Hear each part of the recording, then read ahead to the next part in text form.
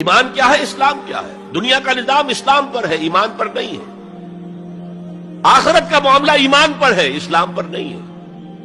کوئی شخص مسلمانوں کا بہت بڑا قائد ہو، بہت بڑا لیڈر ہو، لیکن ہو سکتا ہے آخرت میں زیرو ہو۔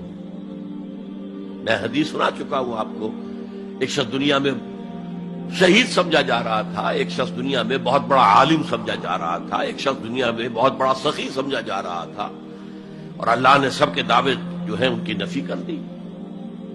تم نے جنگ کی تھی اس لیے لیقال جریء کہا جائے، بہت ہی جری آدمی ہے صاحب، بہت بہادر آدمی، کیا کہنے اس کے۔ لیقال سخی، بھائی بڑا سخی آدمی ہے، سخاوت کے دریا بہا دیے اس نے۔ بھائی بہت بڑا عالم ہے، اس سے علم کا کتنا جو ہے لوگوں کو فیض پہنچا ہے۔ وقت قیلا، یہ تمہارا مقصود تھا، وہ مقصود دنیا میں حاصل ہو چکا، تمہاری شہرت کے ڈنکے بج چکے، اب یہاں تمہارے لیے کچھ نہیں۔